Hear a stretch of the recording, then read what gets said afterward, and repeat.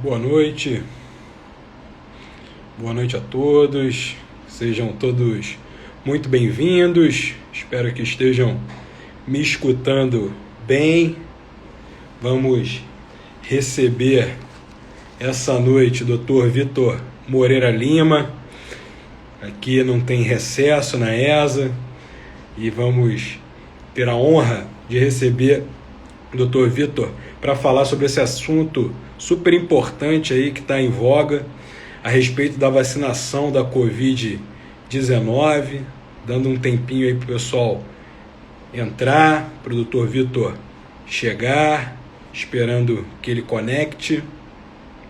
Vamos falar aí sobre as questões relativas à vacinação contra a Covid-19, os aspectos médicos, legais, constitucionais. Vamos todos chegando, ele já deve estar pintando por aí. O Dr. Vitor, que é um grande especialista na matéria, é um especialista em direito médico, ele é mestre em saúde pública pela Fiocruz, ele é autor de diversos artigos na área do direito médico, do direito da saúde, ele é membro do Comitê de Saúde do CNJ e tem muito aí para falar para a gente essa noite.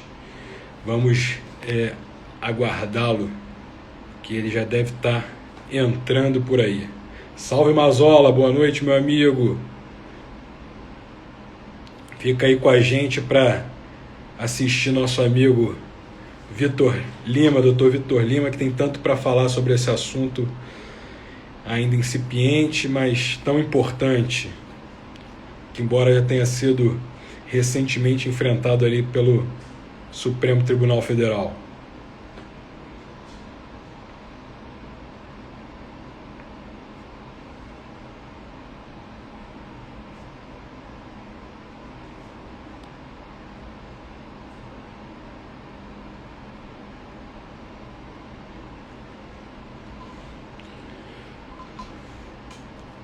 Aguardando aí, doutor Vitor. Tá me mandando uma mensagem aqui.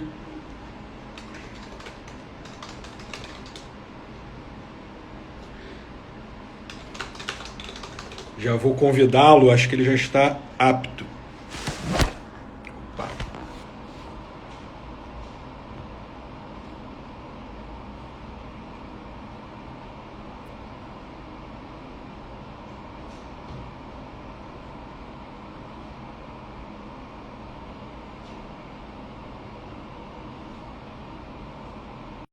Mandei o convite aí, doutor Vitor. Não sei se o senhor recebeu.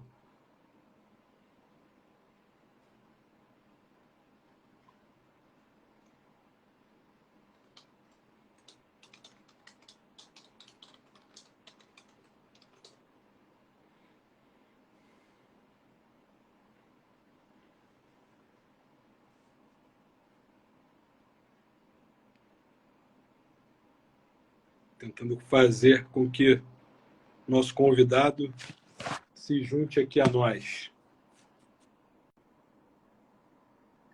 Já pedindo desculpas aí pela minha falta de habilidade. Ó, chegou nosso convidado, doutor Vitor. Espero que consiga aí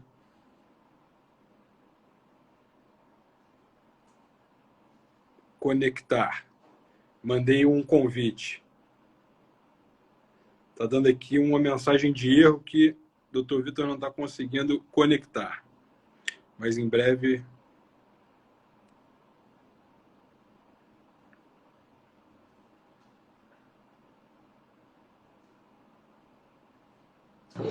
Olá, doutor Cabral.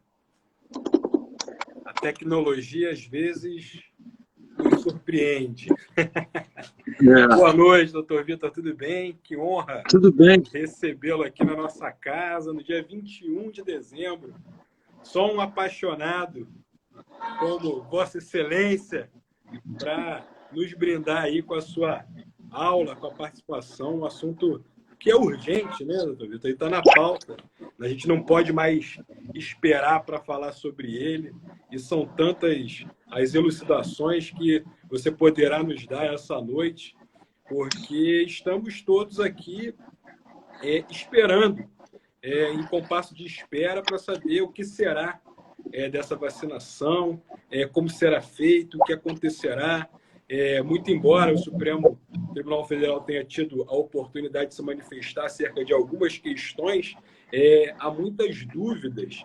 E essa noite a gente traz aqui o Dr. Vitor, que não é um curioso, é um especialista para mim, hoje, se não no Brasil, no Rio de Janeiro, o maior nome que nós temos aqui em saúde pública, em direito médico.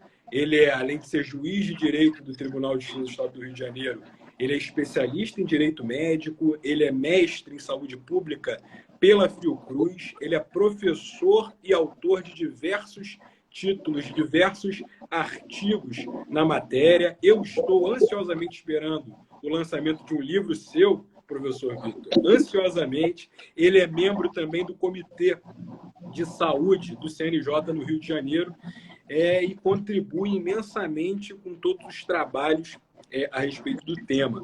Eu te agradeço mais uma vez em nome da ESA, em nome da OAB do Rio de Janeiro e da Advocacia Fluminense e de todo o Brasil que está aqui conectado, assistindo aí a sua aula, professor Vitor. Boa noite a todos. Está me ouvindo bem? Ouvindo perfeitamente. É um prazer estar com o senhor, doutor Cabral. É uma amizade de longa data, né? Mas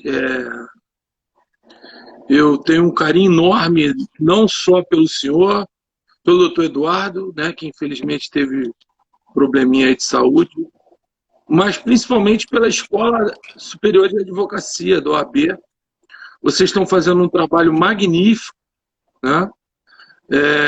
Eu me lembro que eu ministrei um curso aí de direito médico, breves noções de direito médico, fiquei encantado com a receptividade.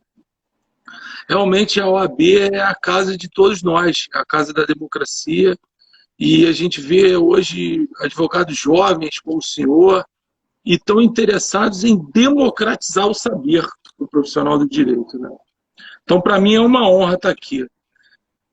O assunto realmente é tormentoso, né? Tudo que envolve urgência, vida, né? Muitas vezes é prescindido de desespero, né?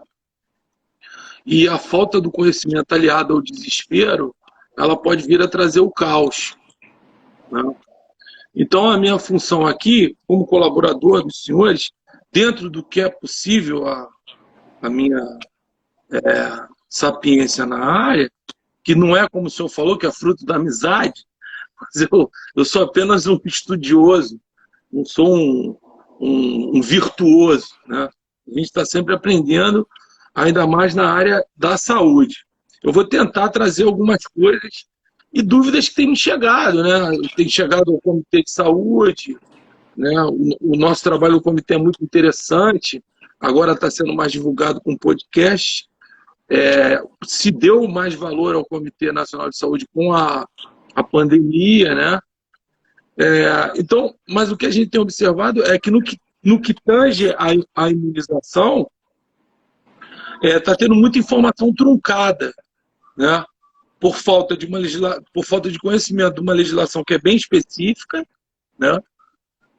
Dentro da área do biodireito, do direito médico e principalmente do direito comunitário, o PNI, a parte de imunização, ainda é uma parte mais específica ainda. E as regras sanitárias no que diz respeito à liberação de medicamento e a parte de estudo também. Então, eu vou tentar trazer aqui um apanhado geral e depois tirar as dúvidas que porventura vier. Essa situação que a gente está enfrentando, ela não é nova. Não sei se os senhores sabem, mas a gente estuda isso ainda no ginásio, no colégio. Nós tivemos um episódio aqui em meados de 1904, né, que foi a revolta da vacina. Não sei se vocês estão lembrados disso. A gente estuda isso, né? Que foi por conta de uma pandemia de varíola, né, que ocorreu no Brasil. E a produção da vacina, né, em escala industrial, ela só começou apesar de ter começado em 1884, você vê o tempo que ficou de pandemia de varíola, foi de 1884 até junho de 1904, quando começou a escala industrial de produção da vacina, no Rio de Janeiro, somente no Rio de Janeiro, né? E o Oswaldo Cruz, na época, ele motivou o governo a enviar para o Congresso um projeto para instaurar a obrigatoriedade da vacinação em todo o território nacional, né? E aí apenas os indivíduos que verdadeiramente comprovassem que estavam imunizados, que estavam vacinados, eles conseguiriam contrato de trabalho, matrícula em escola, certidão de casamento, né? Era curioso que o projeto de lei inicial ele dizia que, inclusive, o juiz não poderia casar ninguém que não comprovasse que estava imunizado, né? Vai ter gente não tomando a vacina deliberadamente. Eu não sei qual... Mas pode ter também... Mas pode vir também um projeto de lei aí esquizofrênico dizendo também que quem não tomar vacina não vai poder se divorciar, né? Aí fica complicado. Exatamente. Mas e essa lei foi aprovada em 31 de outubro e regulamentada no dia 9 de novembro daquele ano, né? E houve uma revolta da população em geral, né? Mas, na verdade, e aí vem a gente não pode falar de política, eu, como magistrado, não posso falar de política, né? E não tenho nenhuma filiação político-partidária, e aqui o cunho da nossa conversa é meramente acadêmico, né? Que isso fique bem claro. Mas o que aconteceu naquela época, na verdade, a revolta ela foi insuflada por pessoas que estavam desgostosas com o governo do então presidente Rodrigues Alves, né? Rodrigues Alves, né? Que era aquela oligarquia, aquela briga, aquela polarização de oligarquia que existia à época, que era a República Café com Leite. Então eram dois grupos que ficavam se degladiando, né? Então o que aconteceu? Eles conseguiram reverter esse projeto, né? Houve inclusive um levante militar com os cadetes. Teve uma rebelião militar com os cadetes da Escola Militar da Praia Vermelha. O conflito terminou em morte entre ambas as partes. Olha só o que aconteceu, né? E após um saldo de centenas de prisões, centenas de deportações, 30 mortos em uma pá de outros períodos, né? O presidente Rodrigues Alves se viu obrigado a desistir da vacinação obrigatória, né? Então ele mesmo depois ele fez à época existia a figura do decreto presidencial ainda regulatório, então ele retirou, extirpou do mundo jurídico a vacinação compulsória à época. Mas o que aconteceu depois, que foi o interessante, é que as pessoas que se vacinaram, elas ficaram imunes à varíola. E aí aqueles mesmos opositores, né, alguns até morreram por causa da varíola, eles correram aos postos de vacinação para se vacinar e viram que estavam errados, né? Então o que a gente está vendo hoje, a gente já viu semelhante, né? Lá no início dos anos 1900. Né? E o que é engraçado e que eu vejo é que nós estamos relegando, não todos nós, mas muitas pessoas estão relegando a ciência, né? E está existindo um conflito com a ciência. Essa área do direito, a nossa área, ela é muito tormentosa porque a gente trabalha com uma intersecção entre o direito e a ciência. Por isso que o direito sanitário é muito árido, é difícil. O direito à saúde é diferente do direito de saúde, do direito médico, né?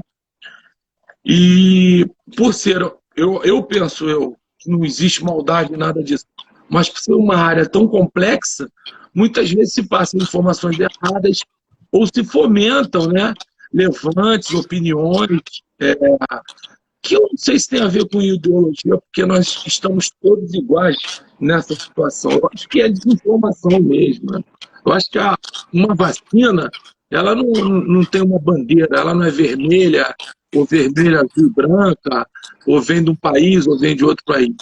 A gente tem um órgão espetacular, que é a Anvisa, né? Um órgão fenomenal, copiado em outros países, foi copiado em outros países, que não tem, né?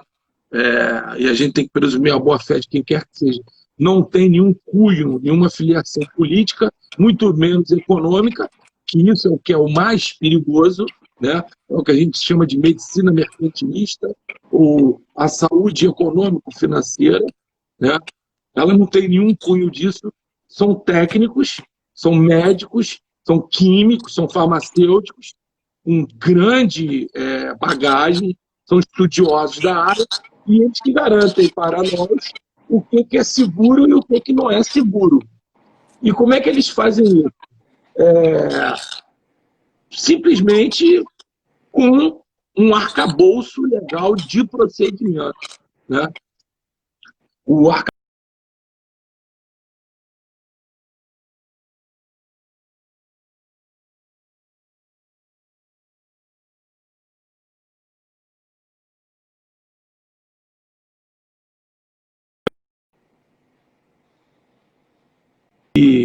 que ele é no mundo inteiro. Você saiu do ar ou eu que saí? Eu saí e voltei. Travei e destravei, eu acho. Tá me escutando? Ah, tá. Mas eu travei também? Não, eu acho que você estava bem. A minha conexão é que deu um pique aqui, infelizmente. E aí, doutor Vitor, você tocou num assunto, e se já me permite, é muito interessante a respeito da Anvisa, que eu sei que Vossa Excelência não pode, por razões de Loman, comentar decisões judiciais.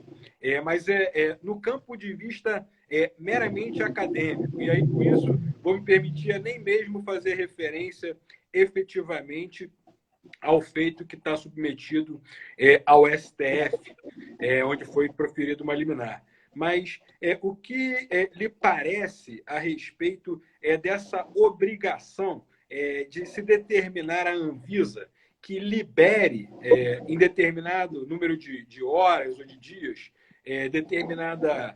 determinado imunizante que tenha sido liberado por uma autoridade estrangeira para utilização também em território estrangeiro, sob pena de que ela seja liberada? É complicado falar sobre isso. Eu estava introduzindo para falar, mas já que o doutor me perguntou, isso faz parte de uma DPF que está ainda em fase liminar, né? Ela vai a plenário, que é a DPF 770, se eu não me engano. Perfeito. Não é isso? É isso mesmo. E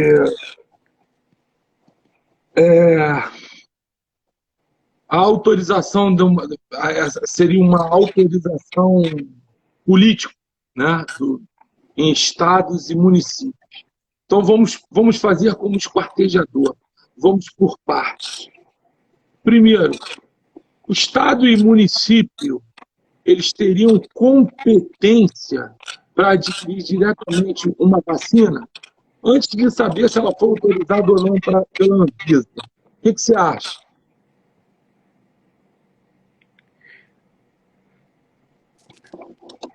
Me parece estranho, né, que em um município se possa utilizar um determinado medicamento e logo no vizinho, que às vezes está separado por uma rua, não se possa. Né? Me parece, em princípio, complicado. Pois é, mas o artigo 3º da lei pandêmica, né, que é a lei 13.979 desse ano, de 2020, lá no artigo 3º, ela autoriza, né? E o próprio Supremo já se posicionou nesse sentido, e seria uma competência compartilhada, né? No que tange a determinação de realização compulsória de vacinação e outras medidas profiláticas e os meios para tanto. Então, os meios para uma vacinação compulsória seria a aquisição da vacina. Mas a lei fala em vacinação compulsória. Então, a primeira coisa que você teria, né, assim, a primeira dificuldade na interpretação dessa legislação é saber o seguinte: então, o Estado ou o município pode adquirir diretamente uma vacina, desde que a vacinação seja compulsória naquele ente federativo? Essa é uma pergunta que deve ser feita. Eu entendo que não, né? E se você for nos princípios básicos do SUS, que estão na Lei 880, existe o princípio da universalidade. Então, dentro do princípio da universalidade, né, a regionalização é prevista. E dependendo da necessidade local, se a necessidade local se sobrepor à regional, eu entendo que seja possível fazer isso. Agora, sem registro da Anvisa, para mim é muito temerário. E isso pode trazer vários problemas. Vamos à questão do prazo, o que vem na DPF. Na DPF, eu peguei aqui, eu tinha visto por alto, depois eu fui estudar mais a fundo. Na DPF 750, o excelentíssimo ministro Ricardo Lewandowski, ele autoriza, né, a importar e distribuir vacinas registradas por pelo menos uma autoridade sanitária estrangeira, desde que não se observe o prazo de 72 horas para o pedido de autorização da Anvisa. Mas o que seria esse prazo de 72 horas? Onde estaria esse prazo de 72 horas? Eu acho que o que nós temos que entender nessa... Tem alguma pessoa falando aí? Ou sou eu ao microfone? Pode ter dado um eco. Eu estou ouvindo um retorno.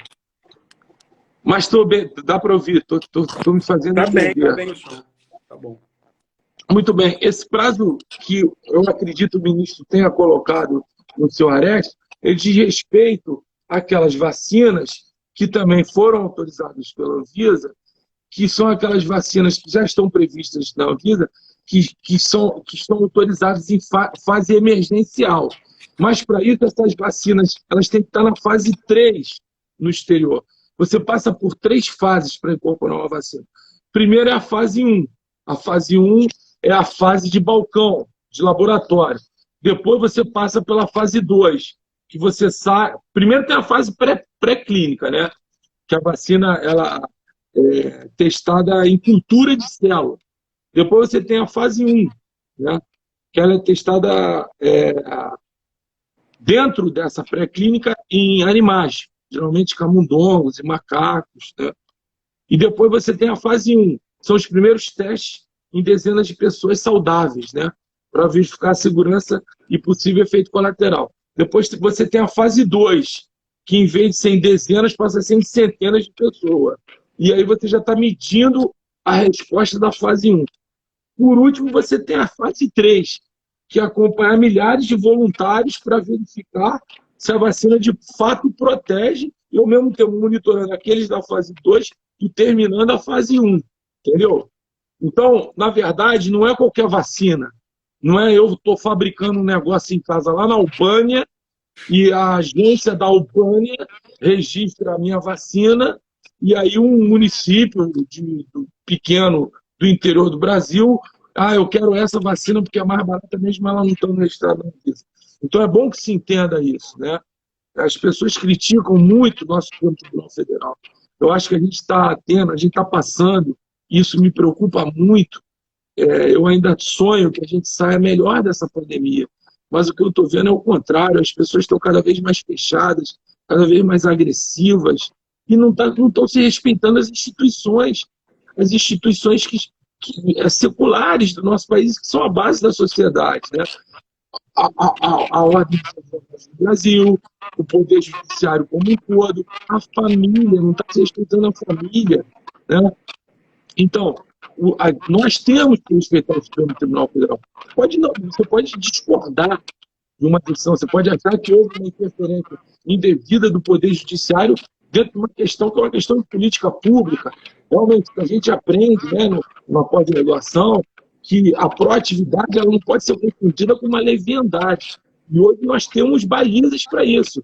Que a nova lei de introdução ao direito brasileiro ela inclusive limita, né? Eu falo muito isso a alguns colegas que a gente dá dúvidas comigo, que querem dar uma liminar numa CP para determinar um lockdown, ou para determinar a requisição de leito, de rede privada. Eu falo para ele, colega, olha só, hoje você tem o artigo 20 e o artigo 21, no qual você tem que modular as consequências da sua decisão, se há outra alternativa para você fazer isso.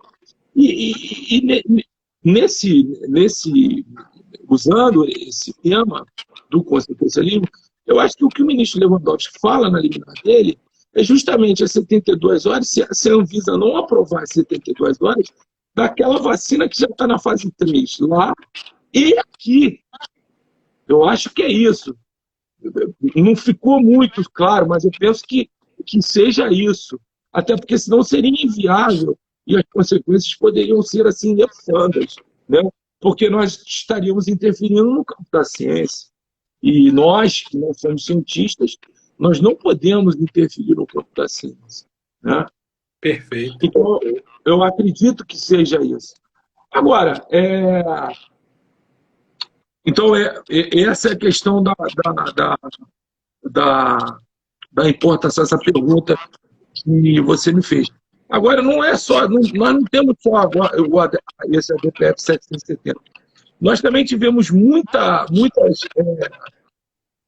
novas decisões que vieram pelo plenário do Supremo Tribunal Federal, que ele já, vamos dizer assim, asseverou a constitucionalidade da Lei 13.979, 2020, no que tange a vacinação compulsória, né?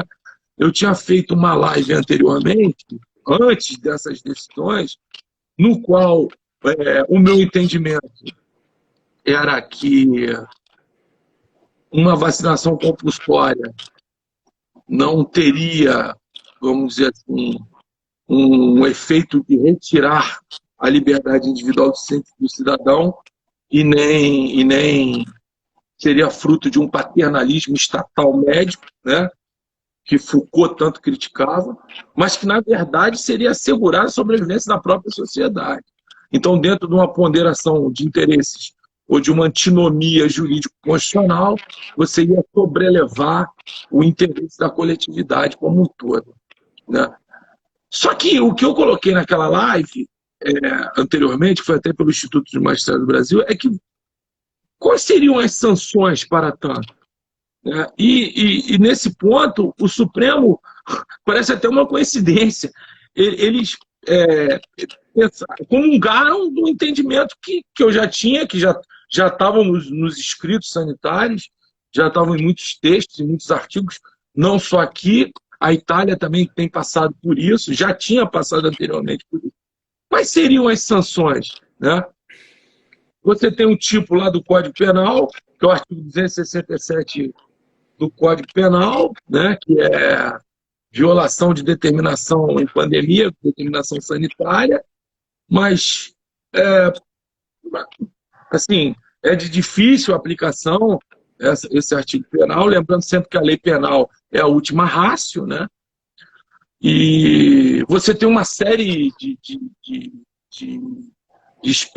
de aspectos que cercam isso, espectros que podem ser ponderados à frente, do tipo, eu não tive acesso à vacina, ou eu vivo isolado, eu não conseguia, né? E as outras sanções que já existiam, né? Porque as pessoas estão falando como se isso fosse agora, isso fosse uma coisa nova. Mas a gente já tem uma lei sobre isso, né? Que é uma lei maravilhosa, né? Que foi, vamos dizer assim, teve muito do espírito do grande Sérgio Arouca, pai, fundador do SUS, que é a Lei 6.259 de 75, que prevê o Plano Nacional de Imunização. Então está tudo lá, eu falo sempre, gente, vamos ler o que está lá, né? Só que ela também, as sanções que ela prevê lá é a criança não se matricular na escola, a pessoa não poder viajar, né? E outras sanções que, porventura, a legislação vier a prever. E aí vem outra intranquilidade. quem vai que legislação vai prever isso? Cada estado vai prever uma legislação? Então, por exemplo, eu tenho um estado X, eu não vou falar, nominar estado nosso, porque depois pode falar, o juiz falou isso no estado tal. Não, não. Então, estado X, estado Y. Então, você tem um estado X que traz como sanção não matricular a criança na escola que não esteja com a carteira de vacinação do anti-Covid. Mas em outro estado não tem isso. Você vai ter uma evasão escolar para outro estado, um exemplo. Estou falando de rede privada, né? Porque rede pública, infelizmente. Então, isso é uma coisa que me assim, traz uma certa intranquilidade. Outra coisa, você tem disposições legais no qual, e principalmente no Código de Ética Médica, e é bom que se diga também, que pouca gente sabe, mas o Código de Ética Médica, que é a Resolução 2217 de 2018, o Código de Ética foi reformado agora, ela já foi considerada, a resolução, que ela complementa uma norma em branco, que é a Lei Federal 3.268 de 57. Então, ela é complemento dessa norma. E o STF e o STJ, em vários julgados, já disse que as disposições que estão no Código de Ética Médica, elas fazem parte da Lei 3.268. Então, o que está lá é lei, né? O que está dentro do Código de Ética Médica faz parte de uma lei federal, então ele é lei, ele complementa uma lei. Igual, por exemplo, a lei dos entorpecentes. Você tem uma resolução da Anvisa, uma portaria, que vai dizer o que é entorpecente e o que não é entorpecente. Aquilo ali é lei, aquela portaria é lei, né? Então, aí também vem uma dúvida, porque você vai ter antinomias assim, insuperáveis do que está no Código de Ética Médica. Porque, por exemplo, vou te dar um exemplo aqui. O Código de Ética Médica, ele diz assim, ó, nenhuma disposição estatutária ou regimental de hospital, de instituição pública ou privada, limitará a escolha pelo médico dos meios cientificamente reconhecidos a serem praticados para o estabelecimento do diagnóstico e da execução do tratamento, salvo quando em benefício do paciente. Então, por exemplo, um caso desse, vamos dizer que um estado decida importar uma vacina que ainda não tem o registro da fase 3 na Anvisa. O médico público, né, o sanitarista que faz a imunização, ele pode se recusar a aplicar uma vacina que ele ainda não tem o registro da Anvisa? Ou até na rede privada, porque isso vai ser judicializado. Quando a vacina chegar à rede privada, porque uma hora ela vai chegar à rede privada, né? Isso também tem lei sobre isso. Eu não posso adquirir por conta própria, na rede privada, medicamento que ainda não foi incorporado pela Anvisa. Então, a minha pergunta também é essa. Ora, se o Estado e o município pode diretamente importar uma vacina que ainda não tem um registro emergencial da Anvisa, um ente particular também pode fazer isso?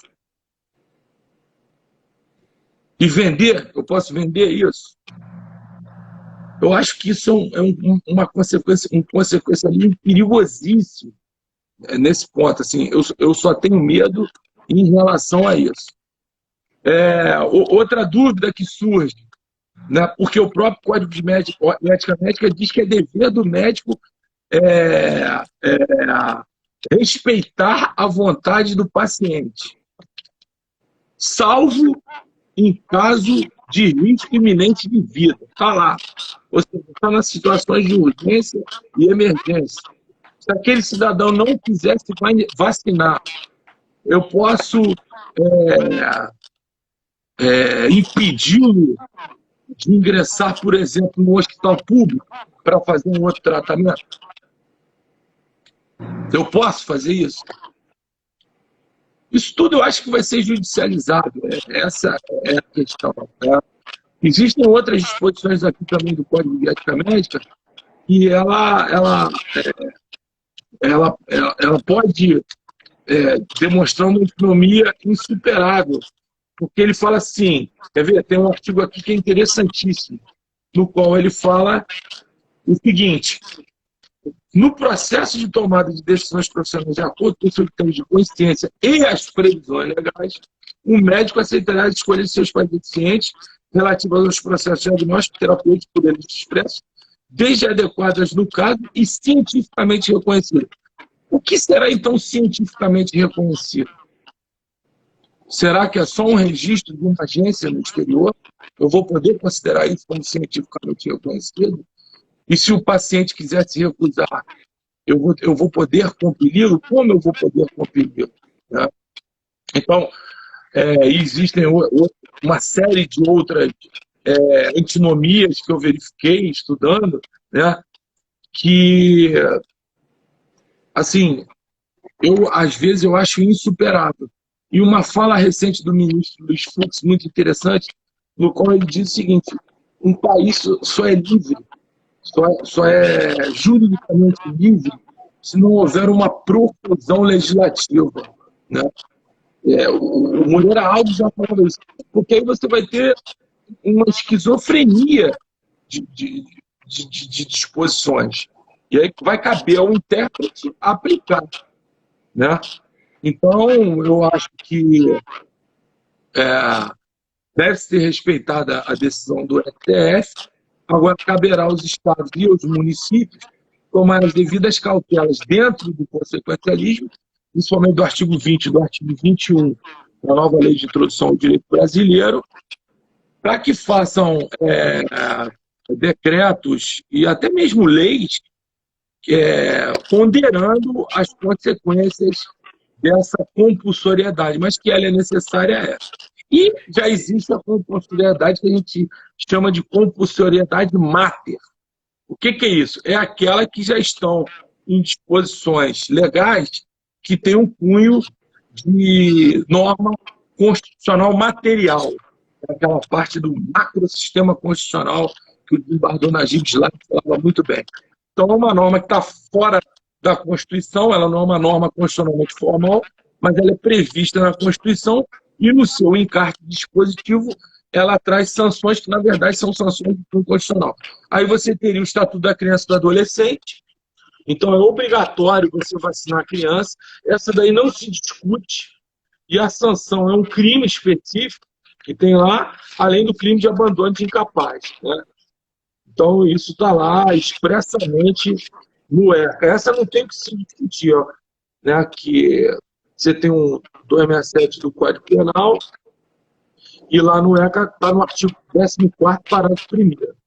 No Estatuto do Idoso, se você fizer uma interpretação, e isso já aconteceu quando da H1N1 já teve um precedente desse sentido, que oriundo de Goiás, né?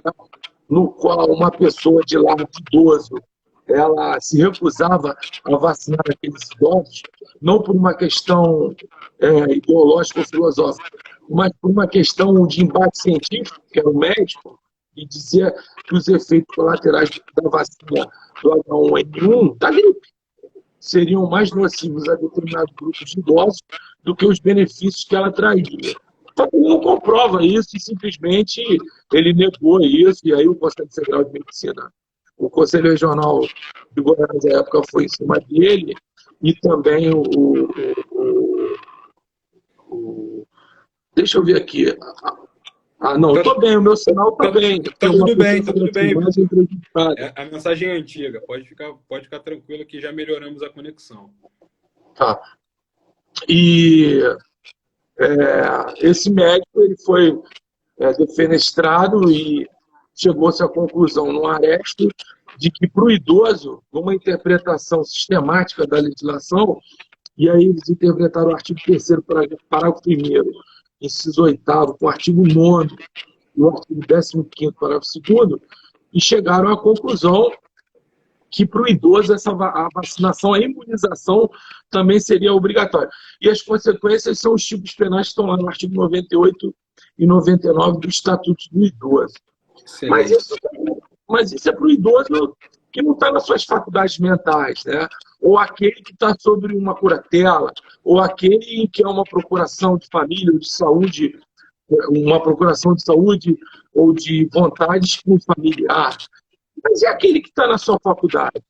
Né? Você sabe, eu jogo tênis num clube de tênis tradicional aqui do Rio de Janeiro, lembro Tênis Clube, em que tem idosos que estão melhor que eu. Os caras jogam muito, então, eles são ex-militares. Como é que eu vou forçar uma pessoa dessa a se vacinar? Né? Então, eu acho difícil no que tange ao preceito secundário.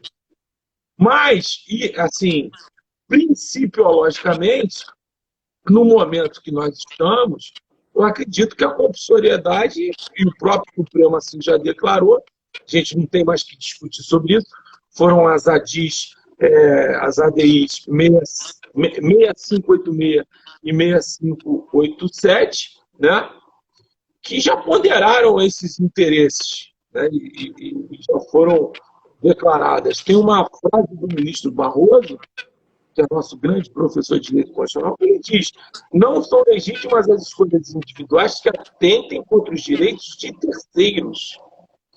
Lembrando que a vacinação em massa é responsável pela erradicação de uma série de doenças, mas para isso é necessário imunizar uma parcela significativa da população a fim de atingir a chamada imunidade de rebanho, né? Ele manifestou a constitucionalidade da vacinação obrigatória desde que o imunizante esteja devidamente registrado por órgão de vigilância sanitária, esteja incluído no Plano Nacional de Imunização e tenha sua obrigatoriedade incluída em lei ou tenha sua aplicação determinada por autoridade competente. Ou seja, ele modulou a decisão. Então, é onde eu queria chegar. Aquela pergunta que você me fez. Então, o Estado ele pode pegar uma vacina de outro país que não foi aprovada para a Anvisa, que já estava em fase 3 no prazo de 72 horas, e colocar naquele Estado como obrigatório? Pode. Desde que, né, a obrigatoriedade seja em lei estadual ou tenha a sua aplicação determinada por uma autoridade competente estadual, que no caso seria a Secretaria de Saúde do Estado, baseado em parecer médico, estudo médico, né? Mas aí você vai encontrar um óbice. E se essa vacina não estiver no Plano Nacional de Imunização? O que eu vou entender por vacina que está no Plano Nacional de Imunização? A marca da vacina ou o tipo de vacina? Por que eu estou falando isso? Aí vem a ciência, só para vocês entenderem. Está aqui. Vou abrir meus alfarrábios. Os tipos de vacina. Né? Você tem, no que tange ao Covid, você tem 3 tipos de vacina. Perdão, na verdade, hoje a gente já sabe que você tem 4 tipos de vacina. Você tem uma chamada vacina de vetor viral. Eu não vou entrar em detalhes aqui do que é isso. Mas é um adenovírus vivo geneticamente modificado. Ele agir como um espião para matar o Covid. Né? Você tem uma vacina de RNA mensageiro, que é um trecho do RNA do próprio vírus. É sintetizado em laboratório e, a partir do genoma original, ele é inoculado no corpo para confundir o vírus. Né? Por isso que é de RNA mensageiro. Aí você tem uma outra vacina, que é a vacina do vírus inativado, que você vai pegar o vírus inativo, né, ou parte dele, vai ser replicado em laboratório. É interessante que geralmente é na casca de ovo, falar coisa de cientista, coisa, por isso que eu acho que a gente tem que se meter nisso. E aí, esse vírus inativado, né, você vai colocar no teu sistema imunológico, vai fortalecer o teu sistema imunológico. E, por último, você tem uma tal de vacina de subimunidade, que são muitas categorias dela, mas todas envolvem apenas uma parte do vírus ou de vários vírus, que são tipo um coquetel.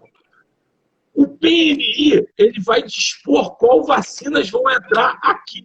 Ou seja, eu falei em tipo, não é marca. Porque as pessoas estão falando em marca, estão falando em bandeira de vacina. Ah, porque a vacina é da China, porque a vacina é não sei de onde, porque a vacina é da Inglaterra, porque a vacina é da Bélgica. Não, a vacina é nossa. No momento que ela entrar aqui, ela vai ser nossa. Agora, tem que ver o que vai estar pela Anvisa, vai estar no Plano Nacional de Imunização. Qual o tipo de vacina que vai ter lá? Qual a espécie da vacina? Não é a Doutor marca, Vitor, né? registrar aqui a entrada do nosso presidente, Luciano Bandeira. Boa noite, presidente. Obrigado pela presença, pelo prestígio aí de receber aqui conosco o doutor Vitor, que nos brinda aí com todo o seu conhecimento acerca dessa questão polêmica sobre a vacinação da Covid-19. Agradecer aí mais uma vez, e eu já tinha parabenizá-lo antes, né? Mas agora que ele está aqui, doutor Luciano, meus parabéns, não só como juiz que sou, e eu procuro ser um magistrado que eu gostaria de encontrar enquanto advogado eu era, porque eu ingressei por concurso, mas tenho ingresso na magistratura. Então eu procuro ser o que eu gostaria de ter encontrado. E por incrível que pareça, e aí vem a via de mão dupla, a sua equipe na OAB, os profissionais como o doutor Cabral, o doutor Eduardo, são sensacionais. São jovens, são promessas. E veja só, no dia 21 de dezembro, né, quando a maioria das pessoas já está em recesso, ou se aglomerando no shopping center para comprar presente, nós estamos falando de um tema tão relevante, né? E é louvável a iniciativa da REASA. Então, eu só queria deixar esse parabéns mais uma vez, e feliz ano novo, feliz Natal e feliz ano novo para o senhor. Então, voltando para as vacinas. Então, o PNI ele fala sobre as espécies de vacina, né? Então, vamos dizer que o Estado ele entenda lá pela sua secretaria, ou até mesmo o município, que uma vacina de RNA mensageiro é a melhor para ele, né? Mas e se o PNI só falar em vacina de vetor viral e vacina de vírus inativado? Como é que vai ser? Isso não vai entrar, não vai ter desembaraço aduaneiro disso. Ainda tem isso, as regras de desembaraço aduaneiro de medicamento são, assim, complexas, né? Então, são inúmeras dúvidas que cercam esse assunto. O ideal seria que existisse um entendimento, né, dentro do princípio da solidariedade, né, que na verdade é um direito de todos nós, é um direito de terceira geração, como diria Norberto Bobbio, mas devia ter esse acerto, essa solidariedade entre os entes federativos, para que essas confusões não venham a ocorrer e isso vai ter judicializado. Esse é o problema, entendeu? E doutor Vitor, a gente falou aqui, o senhor esgotou o tema, muito embora a incipiência da questão, sobre a questão das sanções que poderão ser impostas àqueles que se recusarem, sem justo motivo, a tomar a imunização. E ao Estado, se o Estado ele não for capaz de prover essa vacina aos interessados, o Estado ele pode ser responsabilizado por essa falta de vacina? Boa pergunta. A própria lei pandêmica, ela fala que deve ser ponderada. Deixa eu abrir aqui ela de novo. Deve ser ponderada quando a aplicação de sanções a vulnerabilidade do cidadão, certo? Só que na própria tese que ficou fixada nas duas ADIs, lá na fundamentação, houve um capítulo que até foi puxado pela eminente ministra Rosa Weber, e fala em complexo de direitos e obrigatoriedade dupla. Quer dizer, nenhum poder público pode se esquivar de adotar medidas para permitir a vacinação de toda a população e assegurar o direito constitucional à saúde, dentro das suas possibilidades, né? Então, vamos pensar lá onde eu sou titular. Sou juiz titular de Magé. Será que tem dinheiro para imunizar as 300 mil pessoas que tem lá em Magé? Comprar diretamente? Eu não sei. Se não tiver, esse agente público, ele pode ser responsabilizado por uma omissão específica e não genérica? Eu acredito que não, porque ele está em estado de necessidade administrativa. É uma figura estadual. Né? Exatamente. Também conhecido como reserva de possível, que foi lá cunhada pelo grande Otto Gierke, né? Constitucionalista e administrativista alemão. Mas aí vem um outro desdobramento. Dentro da reserva do possível, cabe ao administrador comprar só o que ele tem de possível? E aí parte da população vai ficar sem a imunização? Aí ele faz um plano de imunização local, em vez de ser um plano nacional de imunização. Por isso que eu adoro que as perguntas, que tu é inteligente pra caramba. Eu vou ter um plano de imunização local ou regional, diferente do PNI. Primeiro eu vou imunizar o agente sanitário, o agente de saúde, porque está na própria lei pandêmica. Depois eu vou imunizar os idosos. Só depois que eu vou imunizar as crianças, porque tem estudos que diz que nas crianças os efeitos da doença são menores ou quase imperceptíveis. Mas a criança é um vetor de disseminação da doença maior que a gente, né? A gente não pode ver uma criança que vai pegar, vai abraçar, principalmente o avô, tio, né? É ou não é? Eu não vivo, as minhas filhas já estão grandes, mas meus sobrinhos eu não vivo sem abraçar eles. Agora eu não posso, mas...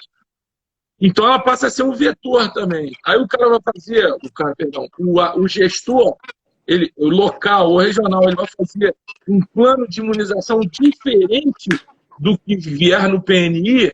Eu acho muito complicado isso. Então eu acho que a alternativa, se não tem condição, não vacinar ninguém, não comprar essa vacina e esperar que o governo federal e o governo estadual, né, providenciem nessas comunidades locais, municípios, em que há menos recurso financeiro ou está fora da reserva do possível. E aí vem um outro desdobramento, que vai ser a judicialização disso, dentro do princípio da solidariedade, considerando que a competência é concorrente, né? Vai chover ação dizendo aqui no meu município não tem vacina e eu quero a vacina. E aí o juiz vai pegar essa vacina onde? Ou o juiz vai dar isso ou não vai dar? Tem que ter uma ponderação de interesse. Aí a gente vai ter que esperar fazer outra live e falar sobre isso. Mas eu já posso antecipar que, mais uma vez, é questão de política pública. Questão de política pública, quando o judiciário vai se miscuir, ele tem que atender os requisitos para se miscuir ali. Esses requisitos que estão no artigo 20 e no artigo 21 da nova lei do consequencialismo, né? Então, eu acho que, se houver a reserva do possível estado de necessidade, é inviável uma responsabilização específica do agente público. Excelente, doutor Vitor. A gente já está, infelizmente, tudo que é bom dura muito pouco, e estamos indo aqui para os nossos 5 minutos derradeiros. Então, assim, é claro que o tema não foi esgotado, né, à luz de toda a sua grandeza e à luz de todo o conhecimento que você tem para nos emprestar, mas já foi extremamente proveitoso e elucidativo, ao menos para mim, e tenho certeza que para todos que estão... Você achou que foi? Oi? Você achou que foi mesmo? Poxa, muito, muito elucidativo, muito proveitoso, e tenho certeza que para todos aqueles que estão conosco aqui, e tenho certeza que, sendo um verdadeiro, e isso não foi retórica, o discurso não foi mera retórica, sendo um verdadeiro amigo da OAB, amigo da ESA, voltará muitas vezes aqui para que a gente possa esmiuçar esses sistemas todos. E aí te passo a palavra para as suas considerações finais, professor Vitor, te agradecendo mais uma vez imensamente o atendimento ao nosso convite no 21 de dezembro, calorento, no início de recesso, mas que tenha vindo aqui conversar conosco. Eu acho que primeiro, quando a gente está entre amigos tão queridos, né, não tem tempo ruim ou situação que não possa ser superada para ajudar. Segundo, que nada mais é do que uma missão, né? Eu acho que é uma missão, antes de tudo, o magistrado, o operador do direito, dentro da área dele, ele tem que trazer para a população de modo geral, ou para o destinatário do direito, elucidação de quais são os seus direitos, né? O que é possível, o que não é possível, até mesmo para trazer uma tranquilidade jurídica às pessoas. Mas eu só queria terminar, e eu não sei se você vai se lembrar disso, mas eu queria mostrar uma coisa aqui, e que ela simplifica tudo isso que a gente está falando. Deixa eu buscar aqui rapidinho. Fique à vontade. Temos mais 3 minutos. Então vai dar. Pelo Instagram, né? Por nós ficaríamos aqui bem mais tempo.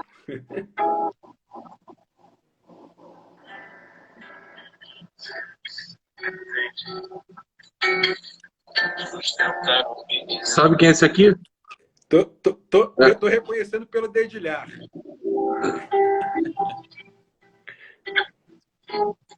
Eu queria mostrar essa música que é muito importante. Ele fala assim: se você pretende sustentar opinião, você tem que dar razão à ciência ao invés de dizer não. E é uma música que seu pai cantou durante a pandemia, que ele me alegrava com essas cantatas de domingo e tanta esperança trouxe assim para mim em momentos difíceis. E essa frase dessa música, que é se eu não me engano, do Newton Mendonça, que é um dos compositores que seu pai mais gosta, ela cai como uma luva hoje em dia, né?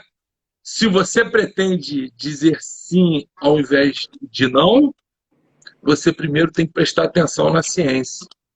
Essa é a minha mensagem final. Desejar um feliz ano novo com saúde a todos vocês, dizer que eu estou com muita saudade de você, dar um beijo para o seu pai. Obrigado. E que em breve nós estejamos todos juntos de novo. Agradecer quem viu, é um terreno vasto, né? Em breve eu vou escrever alguma coisa sobre isso e mando para você. É tanta coisa. E espero que eu tenha ajudado. Muito, foi muito proveitoso. Muito obrigado sempre pelo seu carinho, não só com a escola, não só com a OAB, não só com a advocacia, mas agora por esse fecho de ouro que você deu aqui, sempre me emocionando com a sua amizade, com a sua prova, né, de sensibilidade. Um magistrado como poucos, infelizmente, se todos fossem iguais a você, que maravilha!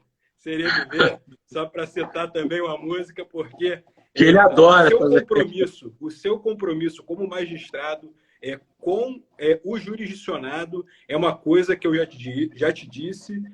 Eu tive a oportunidade de, em uma manhã, acompanhar umas audiências que Vossa Excelência fez e vi ali, perto daquela população, que é uma população simples, né? O doutor Vitor é titular numa regional de Magé, em Omirim. São pessoas, em regra, né? Em maioria simples.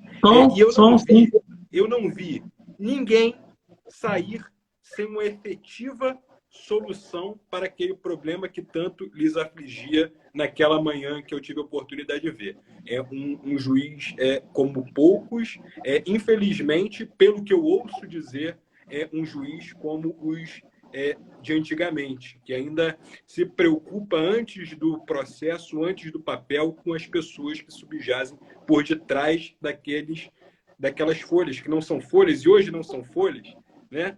São processos São telas. são autos eletrônicos, mas ainda assim são pessoas, são vidas que foram ali todas à minha frente, eu testemunhei, todas saíram com a resolução dos seus problemas, com a composição ali, se aproximando das pessoas e oferecendo alento e solução para aqueles problemas. Doutor Vitor, muito obrigado por hoje e pelo que o senhor faz por todos nós. Obrigado mesmo. Boa noite. Obrigado a vocês. Eu acho que eu não sou digno de tantos elogios, não. A gente, como dizia Santo Agostinho, viver para servir, pois senão a gente serve viver, né? Todos nós temos uma missão e parabéns também pela sua missão. Você disseminando cultura jurídica. Isso que vai trazer uma justiça melhor. Muito obrigado, Fernando. Foi um prazer te ver e a todos que estão aqui assistindo. Espero ter elucidado e tenha tirado alguma dúvida. Muito obrigado, doutor Vitor. Boa noite a todos. Muito obrigado. Boa noite a todos e a todas. Tchau, tchau.